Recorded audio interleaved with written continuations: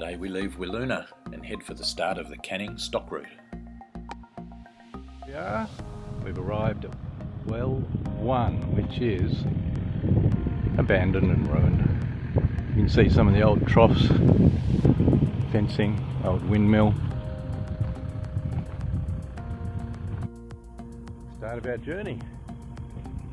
Well, number 1 at the Canning stock route.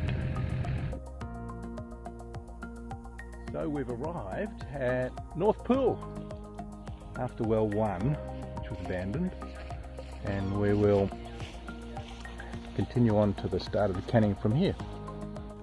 So this is North Pool, about 10 k's off the main road north of Wiluna, and it's a pretty popular little camp spot.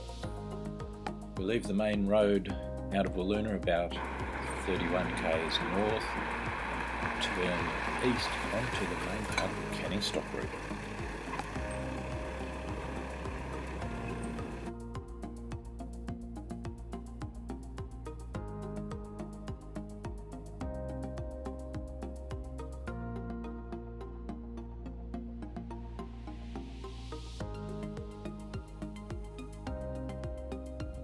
Well 2 is only about 2.5 k's in from the main road and really starts the Canning for us. As far as we're aware, there's only been 2 other cars through the southern part of the Canning this season. One we met at Gunbarrel Laager, and the other we can see a set of tracks on the track ahead.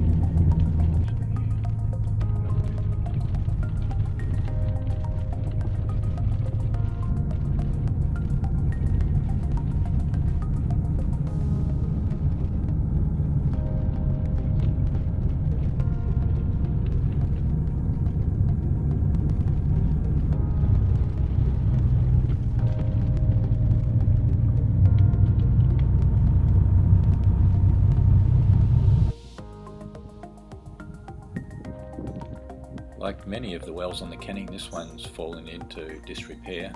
There is some water in there, but it doesn't look that inviting. Here's our camp for the night at well 2A, the Granites. Wombat's making the big white man fire.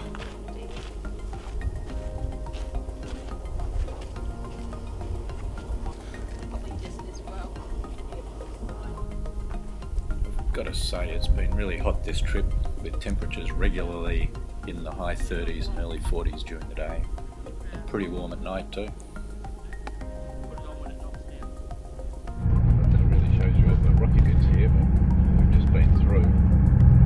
Get an idea. There's a little bit of concentration to keep your tyres nice. We're just coming up to well 3.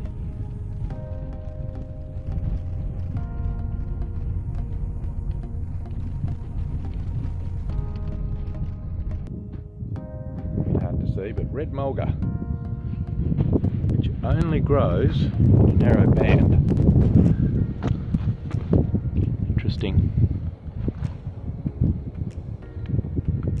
Red mulga.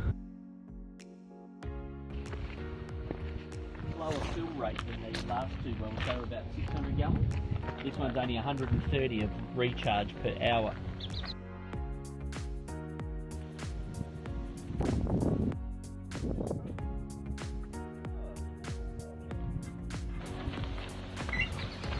The flying around. Surprisingly easy action. Like that you can't feel the bucket weight. No. Oh, now you can. Look at that. It's like well water. Alright. Yeah. That's not very good. Ready? Yep.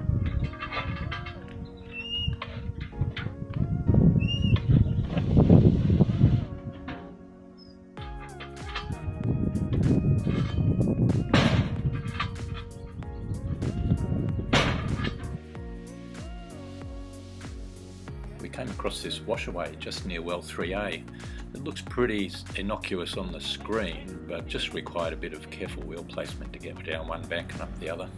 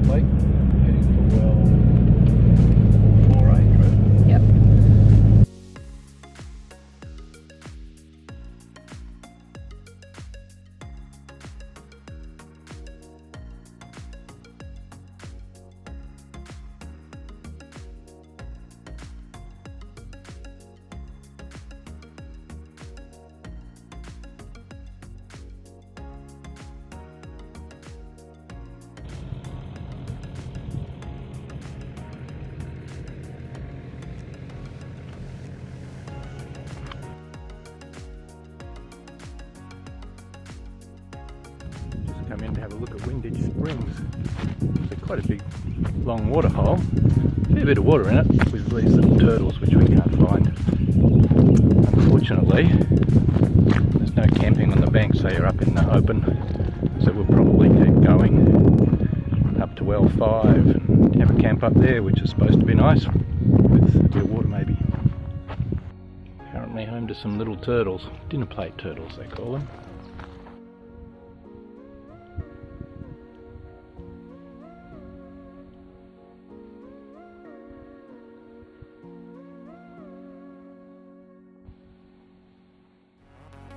We camped the night at well 5, which has been restored by the Chamberlain Tractor Group.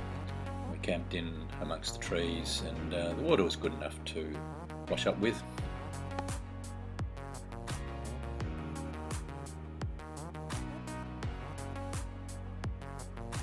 Lovely gum trees at Pierre Springs, between wells 5 and 6, with a very nicely restored well.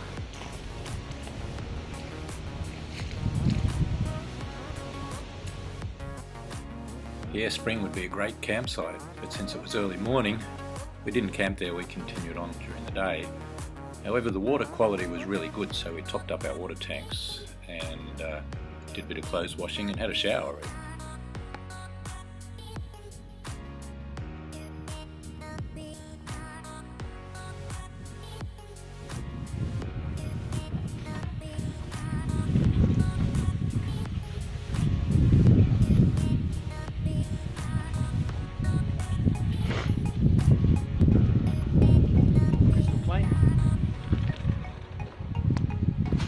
Pretty good. Water's actually fresh and clean.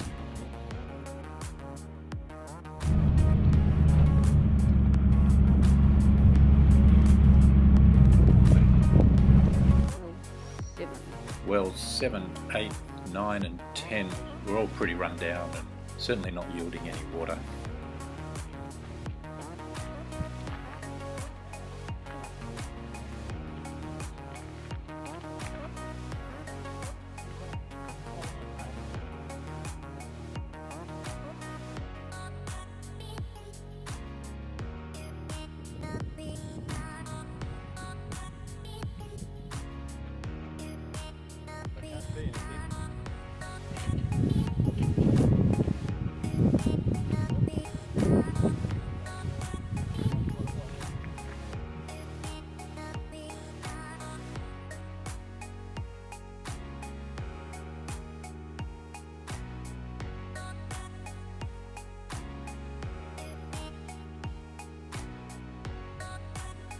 We camped for the night at a really nice spot, just a few k's past well 10.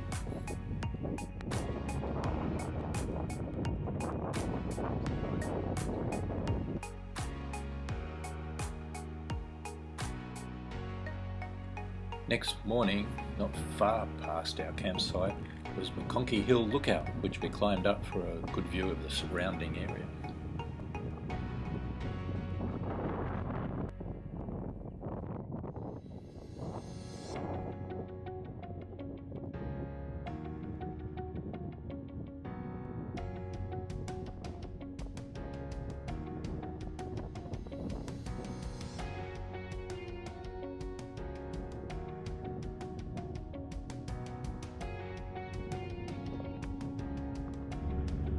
Around about this area we are starting to see a few more sand dunes and also some corrugated sections which weren't particularly nice.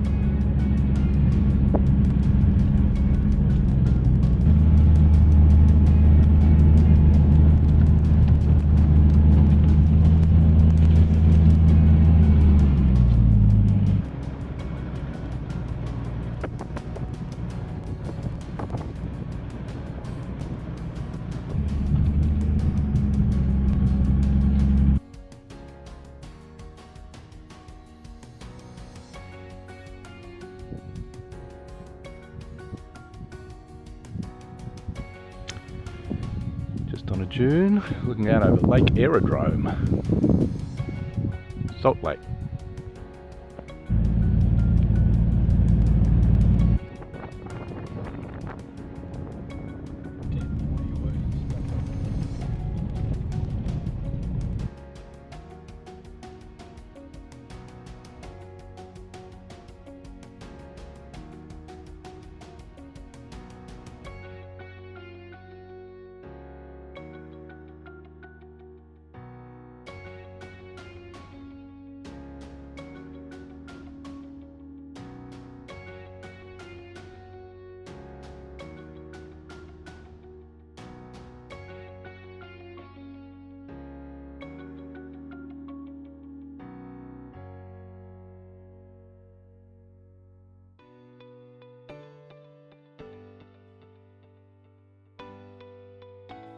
A really nice camp spot at well 15 with good water quality, so we topped up our tanks again and had a hot shower.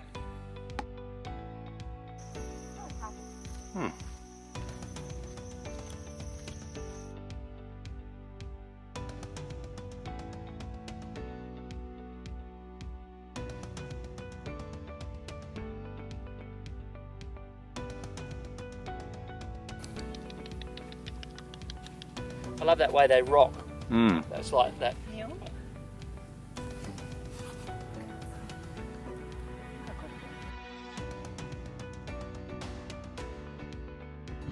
Well 16. Lots of bird life at this well, as you might be able to hear in the background sounds.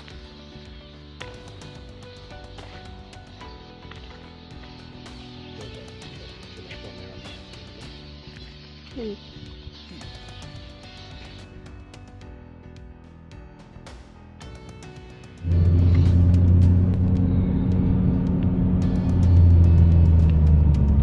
Need to be that bumpy. People spinning wheels.